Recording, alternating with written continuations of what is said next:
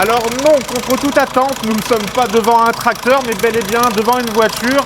On va l'arrêter parce que ça me casse la tête et je crois qu'on est en train de casser le moteur.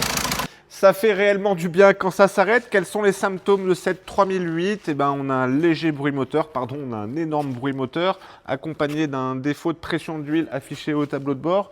Moi, il y a quelques bricoles qui me chagrinent. Déjà, la couleur de l'huile, bon, elle est noire, mais elle est vraiment très très noire.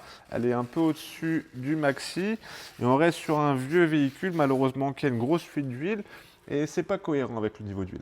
Déjà, quand tu mets le contact sur le véhicule, tu t'aperçois que la révision est dépassée de 5100 km. Là, je te connais, tu vas me dire qu'une simple vidange dépassée de 5000 km ne peut pas produire ce genre de bruit. Tu n'as pas forcément raison, dans le sens où le filtre à huile sur ce moteur est comme celui-ci, il est en papier.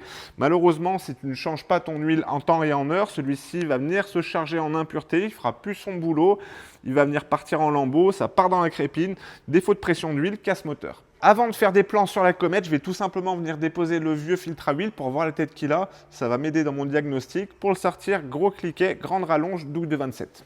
Bien entendu, le véhicule n'est pas vidangé, alors je vais venir caler quelques chiffons, parce que je vais venir en mettre de partout, mais c'est pas grave, on nettoiera ensuite.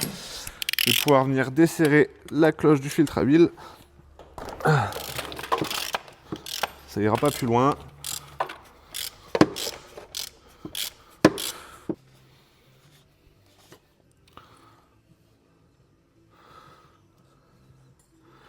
Il est juste là. Là, allez voir papa. Résultat des courses, déjà, j'aurais dû mettre des gants. Ensuite, notre filtre à huile, il est vraiment pas ouf. Comme tu peux voir, il est tout mou, il est tout spongieux. Je pense pas que le problème vienne de là. Par contre, l'huile présente dans la cloche, c'est pas top. C'est pas dit qu'on y voit correctement en vidéo, mais on a un peu de limaille présente dans l'huile moteur. Et même sur mon petit chiffon qui était là pour récupérer l'huile, comme tu peux voir, ça brille de partout. Ça sent pas bon. Ensuite, je vais tout simplement déposer le carter d'huile, je vais venir inspecter la crépine, je vais inspecter également le vilebrequin. Après, je vais déposer le couvre-culasse et à mon avis, le problème se situe au niveau de la chaîne des arbres à cam. Je vais me laver les mains. Bonne soirée, la bise. Ciao.